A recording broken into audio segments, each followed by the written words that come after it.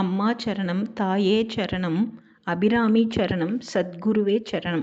நாம் இப்போது அபிராமி அந்தாதி 4வது பாடலையும் பொருள் விளக்கத்தையும் பார்க்கலாம்.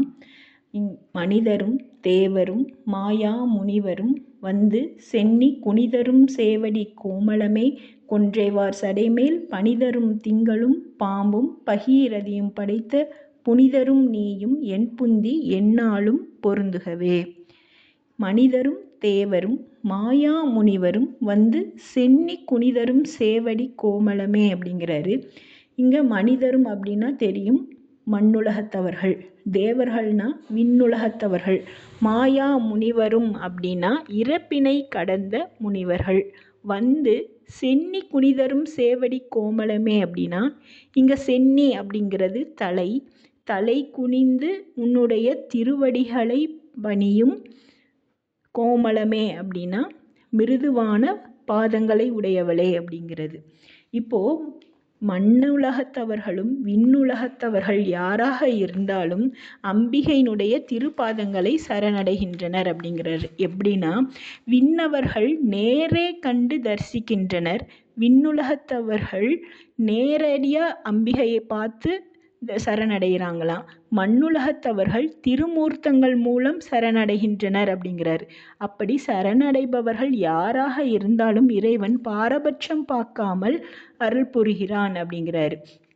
இப்போ நாமெல்லாம் அறிந்தோ அறியாமலோ அவளுடைய திருப்பாதங்களை பணிந்தால் அவள் அருள் புரிவாள் அப்படிங்கிறதற்கு உதாரணமாக ஸ்ரீமத் பாகவதத்தில் கம்சன் கண்ணன் கொன்றுவான் அப்படின்னு தெரிஞ்சதுக்கப்புறம் வாசுகிக்கு பிறந்த எல்லா குழந்தைகளையுமே அவன் கொல்ல துணிந்தான். அப்படி 8வதாக பிறந்த கண்ணனையும் கொன்று விடுவான் அப்படிங்கிறதுக்காக கண்ணனை இடமாற்றி அங்கே இருக்கிற பெண் குழந்தைய கொண்டு வச்சுருவாங்க. அப்படி அந்த பெண் குழந்தை பிறந்திருக்கு அப்படின்னு தெரிஞ்சதுமே அந்த பெண் குழந்தையோட காலை பிடிச்சு அவன் தூக்கி எறிவான். அப்படி தூக்கி எரிஞ்சு கொல்ல போகும்போது காளி மாதா உன்னை கொல்வதற்கு கண்ணன் வளர்ந்து வருவான் அப்படின்னு சொல்லிட்டு மறைஞ்சிருவா. அப்படி மறைஞ்ச உடனேயே தேவர்கள் எல்லாம் கேட்டாங்களாம் காளியை பார்த்து, ஏம்மா நீ கண்ணன் வளர்ந்து உன்னை கொல்வான் அப்படின்னு ஏன் சொல்லிட்டீங்க முதலையே அப்படின்னு கேட்டதுக்கு காளி சொன்னாலாம், அவன் தெரியாமல் என் பாதங்களை பிடிச்சு தூக்கி எறிஞ்சிட்டான், அதனால்தான் அவனுக்கு ஒரு வாய்ப்பு தரலாமே அப்படின்னு கண்ணன் உன்னை கொல்ல வர்றான் அப்படின்னு நான் சொன்னேன் அப்படின்னு சொன்னாலாம் அந்த காளி. அப்பேற்பட்ட கருணை மிக்கவள் அபிராமி. அதனால்தான் இங்கே மனிதரும் என தொடங்குகிறார். இப்போ மனிதரை விட தேவர்கள் உயர்ந்தவர்கள் தான். தேவர்களை விட உயர்ந்தவர்கள் மாயா முனிவர்கள். ஆனால் இங்கு மனிதரை தான் முன்னிலைப்படுத்தி பாடியுள்ளார். காரணம், மனித பிறப்பு போல் உயர்ந்த பிறவி எதுவும் இல்லை என்பது சாஸ்திரம். மனித பிறவி பெற்று நற்கருமங்கள் செய்ததன் பயனாக படிப்படியாக முனிவர்கள், ரிஷிகள், தேவர்கள் என்று உயர்நிலை ஏற்படுகிறது அப்படிங்கிறாரு. இப்போது எப்பேற்பட்ட விண்ணுலகவாசிகளாக இருந்தாலும் கூட அவங்க முதல்ல மண்ணுலகத்துக்கு மனித பிறவியை எடுத்து தான் அங்கே நல்ல விஷயங்கள் செய்ததன் பலனாகத்தான் விண்ணுலகத்தவர்களாக இருக்காங்க அப்படின்னு சொல்கிறாரு. இப்போ தெய்வீக அவதாரங்கள் அனைத்துமே மண்ணுலகில் வாழும் மனிதர்கள் துயர் நீக்க ஏற்பட்டது. ஆகவே தான் தெய்வமே மண்ணை நோக்கி மனிதர்களை நோக்கி சிறப்படைகிறதாம். விண்ணுலக தெய்வங்களை மண்ணுலகிற்கு வரும்படி செய்தவர்கள் அடியவர்கள். ஆண்டவனுக்கு மிகவும் பிடித்தவர்கள் அடியவர்கள் கூட்டம் அப்படிங்கிறாரு. அத்தகைய உயர்வு மனித வர்க்கத்திற்கு இருப்பதால் மனிதரும் அப்படிங்கிறாரு. மனிதராக பிறந்து உயர்ந்து தேவநிலை பெற்று அதனிலும் மேலான இறப்பினை வென்ற முனிவர்கள் ஆனாலும் அன்னையை அடிபணிந்து திருவடியில் சரணாகதி அடைவார்கள் அப்படின்னு சொல்கிறாரு. அடுத்து பார்த்தோன்னா, கொன்றைவார் சடைமேல் பனிதரும் திங்களும் அப்படிங்கிறார். இப்போது இறைவனுக்கு மன்னிக்க தெரியுமே அன்றி தண்டிக்க தெரியாது. அதனால்தான் இறைவனுக்கு பித்தன் அப்படிங்கிற பெயர் இருக்குது. இங்கே பித்தன் என்றால் பைத்தியம் என்று பொருள் கிடையாது. பெரும் பிழைகளையும் பொறுப்பவன் அப்படிங்கிறது பொருள். அதனால ஒரு பழமொழி இருக்குது, பெத்த மனம் பித்து பிள்ளை மனம் கல்லுன்னு சொல்கிறாங்க. அப்போனா பெற்றவங்களுக்கு எல்லாம் பைத்தியமா அப்படின்னா கிடையாது. பெற்றவர்கள்தான் தன் பிள்ளைகள் எப்பேற்பட்ட பொறுக்க முடியாத பிழைகள் செய்தாலும் அதை பொறுத்து கொண்டு பிள்ளைகள் வாழ வேண்டும் அப்படின்னு நினைப்பாங்களாம். அதனால்தான் அந்த பழமொழி வந்தது. அப்பேற்பட்ட பிழைகளை செய்தவர்களையும் இறைவன் மன்னித்து அவர்களை தன்னுடனே வைத்திருக்கிறான் அப்படிங்கிறாரு.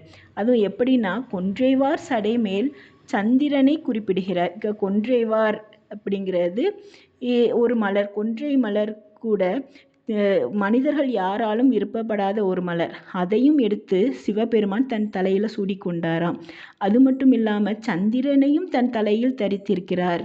அப்பேற்பட்ட சந்திரன் குளிர்ச்சியானவன் தான், ஆனால் அவன் குற்றங்கள் நிறைந்தவன். ஏன்னா அவன் 27 மனைவிகள் மணந்தாலும் ஒரு மனைவியை மட்டும் மனம் பொருந்தி மற்றவரை துன்புறச் சேர்ந்தவன்.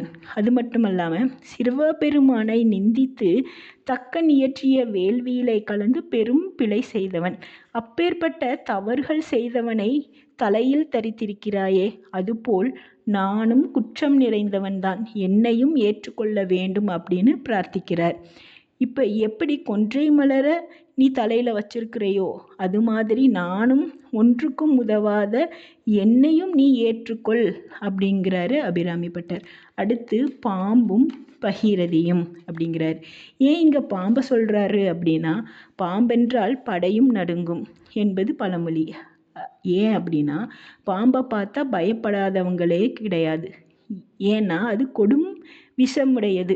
விஷம் நிறைந்த பாம்பையே அணிந்துள்ள நீ விஷத்தை விட கொடிய விஷயங்கள் நிறைந்த என்னை ஏற்று புனிதனாக்க கூடாதா அப்படின்னு கேட்குறாரு. ஏன்னா பாம்பு கடித்தவரை மட்டும்தான் சாகடிக்கும். ஆனால் விஷயங்கள் நிறைந்த எண்ணெய், அதாவது சிற்றின்ப நினைவுகள் நிறைந்த விஷய சுகங்களில் ஈடுபட்ட எண்ணெய் உன்னை தவிர வேறு யாராலும் ஏற்றுக்கொள்ள முடியாது. அதனால் கருணையுடன் நீ என்னை ஏற்றுக்கொண்டு புனிதப்படுத்து என வேண்டுகிறார். அடுத்து பகீரதியும் அப்படிங்கிறார். இங்கே பகீரதி அப்படிங்கிறது கங்கையை குறிப்பிடுகிறார். சிவபெருமான் கங்கையை தலையில் ஏந்தியுள்ளார். கங்கை ஆணவத்தின் அடையாளம் அப்படின்றார். ஏன்னா விண்ணுலகத்திலிருந்து மண்ணுலகுக்கு வந்தபோது என்னை யாராலும் தடுக்க முடியாது அப்படிங்கிற ஆணவத்தோடு குதித்ததான் கங்கை. அதனால் சிவபெருமான் கங்கையின் ஆணவத்தை அடக்கி தன்னுடனேயே வைத்து கொண்டார். இப்போ ஆண்டவன் ஆணவம் இருக்கிற இடத்துல இருக்க மாட்டானா. ஏன்னா ஆணவம் இருப்பவனுக்கு ஆண்டவன் நேரில் காட்சி தந்தாலும் கண்ணுக்கு தெரியாதான். எப்படி சூரபத்மன் ஆணவம் நிறைந்து இருப்பதனால் முருகன் நேரடியாக விஸ்வரூபம் காட்டியும் கண்டு கொள்ள முடியவில்லை அவனுக்கு. ஏன்னா அப்படி ஆணவம் நிறைஞ்சிருக்கிறதுனால முருகன் விஸ்வரூபம் காட்டியும் முருகனை பார்த்து அவன் சொன்னானா, பாலுக்கு அழும் பிள்ளையடா வேலாயுத கடவுள் என எள்ளி நகையாடினானா. ஏன்னா அவனுக்கு ஆணவம் நிறைந்திருக்கிறதுனால கடவுளை பார்த்து எள்ளி நகையாடினான். அப்பேற்பட்ட ஆணவம் நிறைந்த சூரபத்மனை முருகர் அளித்தார். அதனால்தான் உண்மையை உணர முடியாமல் செய்வது ஆணவம். ஆகவே ஆணவம் நிறைந்த பகீரதியையே அடக்கி தலையில் சூடியுள்ள நீ ஆணவம் நிறைந்த என்னை மட்டும் வெறுக்கலாமா? என்னிடம் உள்ள ஆணவத்தையும் நீக்கி புனிதனாக்கச் செய் என வேண்டுகிறார். எப்படின்னா, சந்திரன், பாம்பு, கங்கை இவர்களை மன்னித்த நீ என்னையும் மன்னித்து புனித தன்மை பெற செய் என்பதற்காக தான் இங்கே கொன்றைவார் சடை மேல் பனிதரும் திங்களும் பாம்பும் பகீரதியும் அப்படின்னு 3ஐயும் சேர்த்து சொல்கிறாரு. அடுத்து என் புந்தி எந்நாளும் பொருந்துகவே அப்படிங்கிறாரு. இங்கே அப்படின்னு சொல்லி என்ன சொல்கிறான்னா, புனிதரும் நீயும் என் புந்தி எந்நாளும் பொருந்துகவே அப்படிங்கிறாரு. இப்போ புனிதரும் நீயும் அப்படிங்கிறது இங்கே புனிதர் அப்படின்னா சிவபெருமானை குறிப்பிடுகிறார். நீயும் அப்படின்னா அபிராமியை குறிப்பிடுகிறார். அதாவது அன்னையை மட்டும் அழைக்காமல் ஐயனையும் சேர்த்து அழைக்கிறார். காரணம், அன்னை ஒருபோதும் ஐயனை விட்டு பிரியாது உடலோடு உடலாக பொருந்தி இருப்பவள். அதனால்தான் அவள் அர்த்தநாரீஸ்வரி அப்படின்னு சொல்கிறோம் நம்ம. அப்படி அம்பிகையை பிரித்து அழைக்கக்கூடாதான். ஏன்னா சிலவற்றை பிரித்து பார்க்கவே முடியாது சொல்லுவோம்ல. எப்படின்னா பூவும் நாரும் நெருப்பும் சூடும், சூரியனும் ஒளியும். இதெல்லாம் சூரியனை விட்டு ஒளியை பிரிக்கவே முடியாது. அது மாதிரி நெருப்புன்னா சுடதான் செய்யும். அது பூனா நாரும் சேர்ந்து தான் இருக்கும். அதுபோல் எப்படி ஒன்றில்லாது ஒன்று இருக்காதோ அதுபோல் அம்மையும் அப்பனும் சேர்ந்து தான் எப்பயுமே இருப்பாங்க. அப்படி அம்பிகை மட்டும் அழைச்சாலும் கூட அவங்க 2 பேரும் சேர்ந்து தான் வருவாங்களாம். ஏன்னா கணவன் இல்லாத இடத்தில் மனைவி இருக்க மாட்டாள். அப்படி வந்தாலும் தற்காலிகமாக வந்து விட்டு போய்விடுவாள். அப்படின்னா 2 பேரையும் சேர்த்து அழைச்சால்தான் அபிராமி எப்பயுமே நிரந்தரமாக ஒருபோதும் என்னை விட்டு பிரியாது இருப்பாள் அப்படின்னு நினச்சிதான் அவர் அன்னையையும் நீ அப்படின்னும் சிவபெருமானை புனிதர் அப்படின்னு சொல்லி 2 பேரையுமே சேர்த்து சொல்கிறாரு. இங்கே புனிதர் அப்படின்னு சிவபெருமானை குறிப்பிடுறார். அம்பிகை மட்டும் ஏன் நீ அப்படின்னு சொல்கிறாருன்னா, இப்போ நமக்கு நெருங்கிய உறவான அம்மாவை நம்ம எப்படி அழைப்போம்னா வா போ நீ அப்படின்னு தானே சொல்லுவோம். அது மாதிரி தான் அபிராமி பட்டர் அபிராமியை அம்மாவாக பார்க்குறாரு. தன்னை ஒரு குழந்தையாக பார்ப்பதனால்தான் அபிராமியை நீனும் சிவபெருமானை புனிதர் அப்படின்னு குறிப்பிடுகிறார்.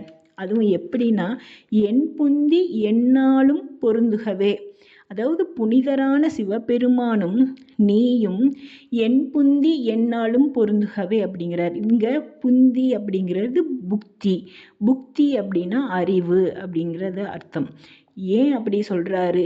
ஏன் புக்தியில் பொருந்தி இருக்க வேண்டும் அப்படின்னு சொல்கிறாருன்னா, இப்போது எது எங்கெங்கே இருக்கணுமோ அது அங்கங்கே இருந்தால் தான் அதற்கு பெருமை. எப்படின்னா தலைமுடி தலையில் இருக்கிற வரைக்கும் அது பெருமையாக இருக்கும். அதுவே உதிர்ந்து கீழே விழுந்துருச்சுன்னா அது சிறுமை பெறும். அதுபோல் இறைவன் இருக்க வேண்டிய இடம் புக்தியாம். அதுவும் புக்தியை இங்கே மனம் அப்படின்னு பொருள் கொள்ளலாம். மனம் நினைப்பதை தான் புக்தியை செயலாக்குது. அப்பேற்பட்ட மனமுடையவனுக்கு தான் மனிதன் என்று பெயர். மனதில் எழும் எண்ணங்களை கொண்டே மனிதன் உயர்கிறான் அப்படிங்கிறாரு. இப்போது ஒரு வீட்டில் செக்யூரிட்டி இருக்கிறாருன்னா அங்கே திருடன் வந்து ஈஸியாக நுழைய முடியாதுன்னு நினைக்கிறோம்ல. அது மாதிரி நம் மனமாகிய வீட்டில் காம, குரோத, லோப, மோக, மத, மாச்சரியம் அப்படிங்கிற 6 கொடிய திருடர்கள் இருந்து கொண்டு நம்மை அலைக்கழிக்கிறார்கள்.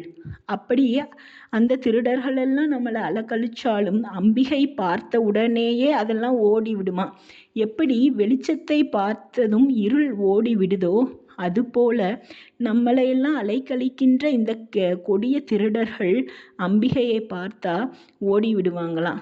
அதனால்தான் நீ என் மனதில் நிரந்தர வாசியாக அமர வேண்டும் அப்படிங்கிறதுக்காக பொருந்துகவே அப்படின்னு சொல்கிறாரு. ஏன்னா தூய எண்ணங்கள் மனதில் இருந்தால்தான் அம்பிகை எழுந்தருள்வாள். அதற்கு அம்பிகை மனதில் வந்துட்டாலே போதுமா. அம்பிகை மனதில் வந்துட்டாலே அங்கே நமக்கு நம்முடைய உள்ளத்தில் தூய எண்ணங்கள் மட்டுமே உண்டாகும் அப்படிங்கிறாரு. அதனால்தான் தூய எண்ணங்கள் உண்டாக தூய்மை மிக்க அபிராமியை புக்தியில் பொருந்த சொன்னார். அதனால்தான் என் புத்தியில் நீ ஒரு பொழுதும் பிரியாமல் என்னுடன் எப்பொழுதும் என்னுடைய மனதில் நிரந்தர வாசியாக நீ இருக்க வேண்டும் அப்படின்னு சொல்கிறாரு. ஏன்னா மனசு வந்து ரொம்ப ஈஸியாக மனம் ஒரு குரங்குன்னு சொல்லுவாங்க. ஏன்னா அது குரங்கு மாதிரி தாவிக்கிட்டே இருக்கும், செகண்டுக்கு செகண்டு மாறும்.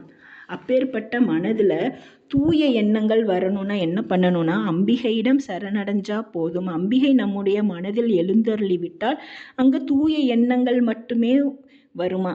அப்படி தூய எண்ணங்கள் வந்து வரணும்னா நீ என் புக்தியில் எந்நாளும் பொருந்தி இருக்க வேண்டும் அப்படின்னு சொல்கிறாரு அபிராமி பட்டர். இங்கே மனிதர்களும் அவர்களை விட உயர்ந்த தேவர்களும் தேவர்களிலும் மேம்பட்ட இறப்பினை கடந்த முனிவர்களும் உன்னை நாடி வந்து உன் அடிபணிந்து போற்றும் சிறப்பினை உடைய திருவடி கொண்ட மெல்லியவளே, சந்திரனையும் பாம்பையும் கங்கையையும் கொன்றை சடையில் தாங்கியருளும் புனிதரான சிவபெருமானும் நீயும் அடியேன் இதய கமலத்தில் நிரந்தரமாக எழுந்தருளி என்னை விட்டு என்றென்றும் நீங்காது இருந்து அருள் புரிய வேண்டும் என பிரார்த்தித்து இந்த பாடலை முடிக்கிறார். நன்றி.